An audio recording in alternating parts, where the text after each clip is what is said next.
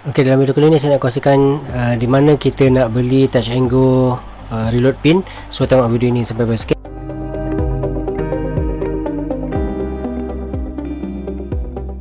Sekiranya nak tahu cara buat online, review aplikasi dan juga info digital, pastikan anda tekan butang subscribe dan butang loceng. Okey.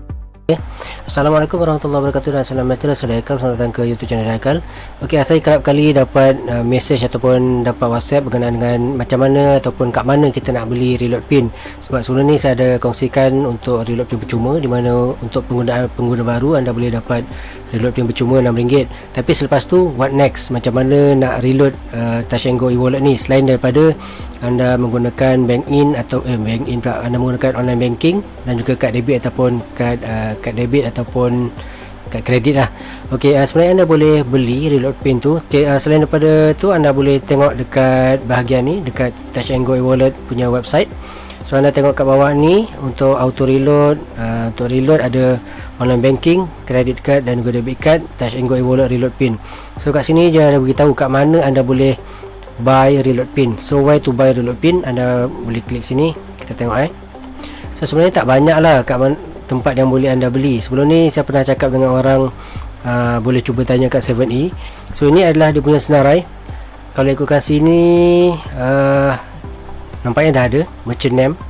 So ini adalah list bagi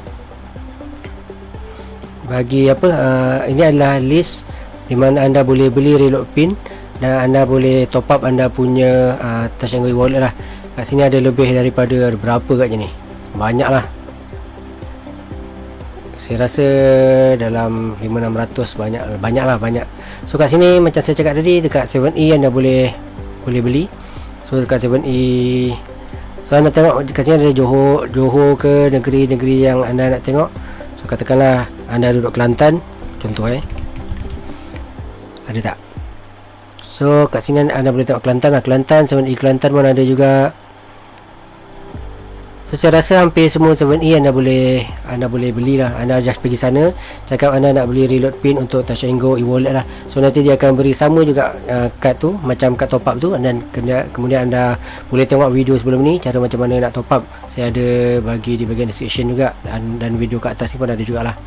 Okey, itu saja macam mana nak tahu kat mana anda nak beli reload pin untuk TnGo Ewallet. Jika ada apa-apa persoalan, boleh tekan dalam komen. Jangan lupa untuk subscribe YouTube channel saya. Dan jika anda ialah orang yang baru, jangan terus beli. Kalau anda baru buat account, anda minta saya account reload pin percuma dulu. Yang untuk first time anda reload, anda dapat percuma RM6. Dan selepas tu jika anda nak reload lagi, anda boleh pergi kat mana-mana kedai yang tersenarai dekat sini lah. Lepas tu anda boleh beli. Just cakap nak top up untuk TnGo Ewallet lah. Okey, itu saja. Jangan lupa untuk subscribe YouTube channel saya. Sampai jumpa lagi. Assalamualaikum.